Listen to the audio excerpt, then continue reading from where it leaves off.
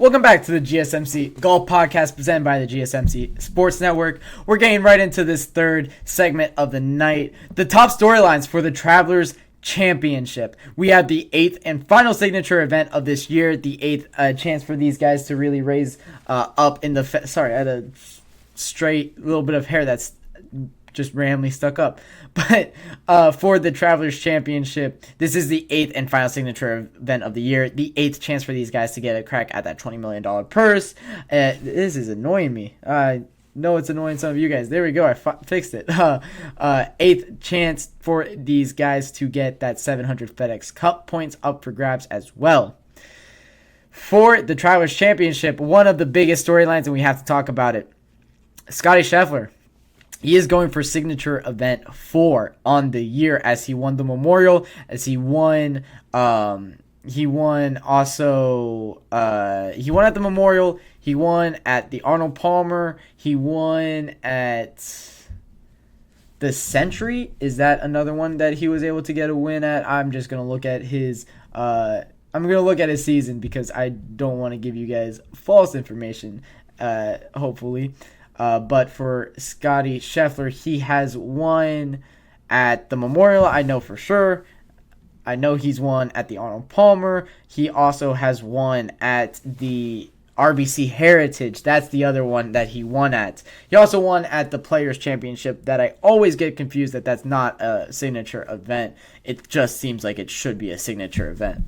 But has won 3 out of 7 so far, which is very impressive. He's going for number 4, which is only joined by likes of absolute, the height of professional golf. Very difficult to win half of the signature events in a year. I believe that Tiger Woods is the last one to do it, the only one in many, many years to have done so. I tried to look up players with 4 signature events in a single season, but I didn't find anything on Google. I do know Tiger Woods has done it, so of course the only thing that came up was the Tiger Slam. So I will try to do a little bit more research onto that, but I do think that Tiger Woods has done it. I would be shocked if Jack Nicklaus never did it. I'd be shocked if Gary Player never did it. I'd be shocked if a guy like Vijay Singh or Phil Mickelson didn't do it either. So I will look more into that because I am very interested to see if more guys have done that, which it seems like a very difficult feat. 4 signature events out of 8 in a year. It's hard to win 4 times on tour, period, in a year, let alone in the events that have all of the top 60 golfers in the world in them. Of course, this is not having live golfers, so you can't say all the top 60 anymore, but once upon a time there was. Before this Travelers Championship, another big storyline, which does also revolve around Scottie, is Ted Scott. Scottie's caddy for this entire season, caddied for Bubba Watson when he won 3 Travelers Championships in the mid-2010s. That's an interesting thing to keep note of. Ted Scott knows what it takes to win in Connecticut. So very, very interested to see kind of the help that Ted Scott is able to bring to Scottie Scheffler. As get a comment from Destroyers Baseball. Keep up the good work. Very much appreciated. Any words of affirmation is very much appreciated. Thank you so much. But going on from that, Scottie Scheffler's caddy, they do make a lot of difference. Caddies do talk to these players a lot, make influential decisions as it comes to these guys. As it comes to guys, just making shots, making everyday shots. What iron to use, maybe if you want to lay up here instead, kind of helping out with these decisions. Of course, reading greens is another big part of a caddy's job. So Ted Scott knows what it takes to win in Connecticut. We'll see if he's able to help out Scottie Scheffler. As Scottie Scheffler, he might just not need it. He is the official world golf number 1 by far, and deservedly so. He is the best golfer in the world by a large margin. So it'll be interesting to see how he plays throughout this weekend. Of course, already having a fantastic start to this one. This was also a very easy golf course last year. It had a lot of records set for ways that you don't want set if you're a golf course. You don't want it to be this easy for these guys, but with the advanced drivers and the advanced irons, these guys were able to kind of make a fool of the golf course a little bit. And they did do a little bit of renovations for it, adding a little more volatile rough, making the fairways a little bit smaller, but it still looks like it will be an easy one for these guys. The winning score will definitely be in the 20s with a lot of guys. There's only a few guys that shot over par today, and expected and expectingly so for all of these guys to kind of get weaned out, you can say. I believe the cut line would be around one. It would be at 1 over if it ended today. I would expect that would probably stay, as it's only 9 guys that have that 1 over score at tied for 53rd, and then beyond that is tied for 61 at 2 over. I think a lot of guys will be able to. I think the cut could maybe even move up to maybe even. There was only one guy last year that made the cut with a green score at 1 over.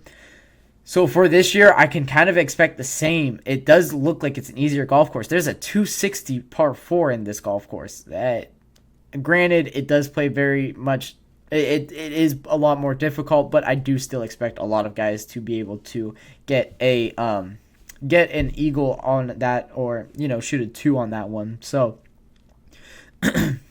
I will be very interested to see how this golf course plays, moving forward and going throughout this weekend. See where the cut line is tomorrow, and see how these guys are stacking up on the leaderboard moving forward. Another big storyline, Michael Thorbjornsen. I hope I said that correctly. Thorbjornsen, Michael Thorbjornsen. I think that's how I'm going to go with.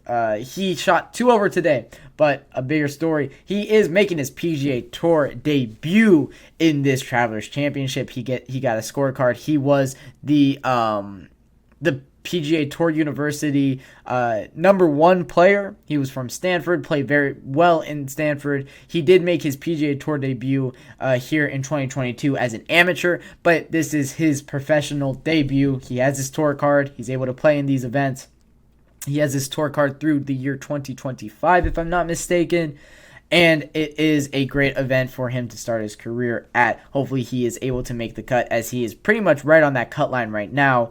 But for Michael Thorbjornsen, he is a fantastic golfer with a lot of potential ahead of him. So we will see how he plays on Friday, and if he is able to play into the weekend on his first official professional golf weekend. He finished, I think, like 10 under in this tournament back in 2022. So it'll be interesting if he can repeat that success. Of course, he didn't get the money that he was owed because he was an amateur playing in the event. Other news in golf that aren't really related to the Travelers Championship. Well, I mean, I guess it is, because the Travelers Championship is the signature event. But earlier this week, Tiger Woods has gotten a lifetime exemption into all signature events. That's special. He got a lifetime exemption. It was a sponsorship exemption, I think is what it was officially ruled as. Basically, the ruling, and in the press release, legitimately said for all of his lifetime achievements, he has earned this. Meaning, the greatest golfer in the world deserves to play golf no matter how he looks when he's playing. I don't know if I agree or disagree with this. The discourse of this is very, Tiger Woods isn't really going to be competing at the highest level, so okay, that's fair. Sure, let him play. He is getting these exemptions left and right, though, as there's been talk for many years about him getting a golf cart exemption, which a lot of people expect to happen eventually.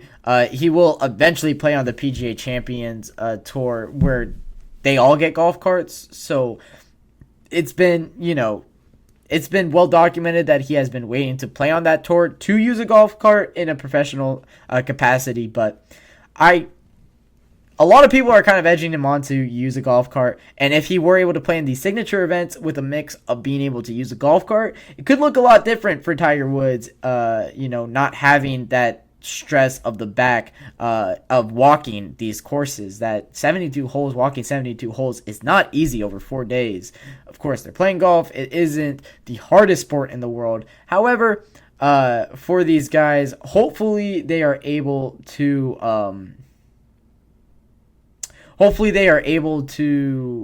or hopefully for Tiger Woods, he's able to compete at a high level for a couple of these signature events, as he is the king of these signature events and these other PGA Tour events, as well as he's a fantastic major player, winning 15 of them.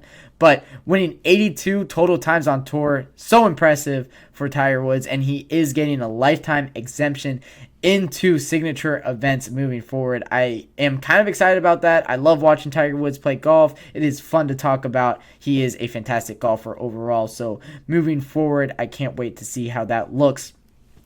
But that'll wrap it up for our top storylines around golf and for the Travelers Championship. When I come back from our third segment, or from our third break, we'll be talking about Charlie Woods, another Wood, who is in the news this week, winning at the USGA event.